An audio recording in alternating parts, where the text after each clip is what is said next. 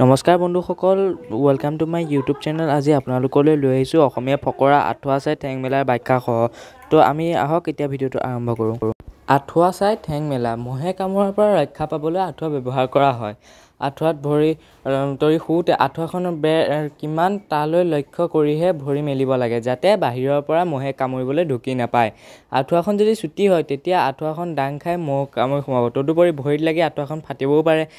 ফকৰাটোৱে ইয়াকে বুজাইছে যে আমাৰ সামৰ্থ্য অনুসৰি আমি খৰচ বা ব্যৱহাৰ কৰিব লাগে। আমি যদি আয়ৰ পিনে নাচাই উধাই মুধাই ঋণ ধাৰ কৰি হ'লেও খৰচ কৰি যাওঁ, তেতিয়াহ'লে এটা সময়ত আমি সৰ্বস্বাৰ্থ হ'ব লাগিব। সঞ্চয় কৰা দূৰৰ কথা, বৰং আমি পদে পদে ধৰুৱা হৈ বিভিন্নজনৰ গালি গালাজ খাই জীৱন নিৰ্বাহ কৰিব লাগিব।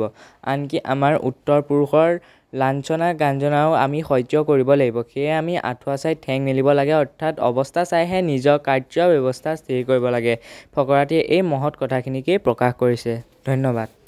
যদি আপোনালোকে ভিডিঅ'টো চাই ভাল পালে তেনেহ'লে এই ভিডিঅ'টোত এটা লাইক কৰিব, মোৰ চেনেলটো ছাবস্ক্ৰাইব কৰিব, আৰু আপোনালোকে যদি এনেকুৱা ধৰণৰ সেইবোৰ চাই থাকিব বিচাৰে বা আপোনালোকৰ যিটো প্ৰয়োজনীয় হয় সেইটো মোক কমেণ্ট কৰি জনাব, যাতে মই তাৰ আপডেটখিনি আপোনালোকলৈ আগবঢ়াব পাৰোঁ। ধন্যবাদ।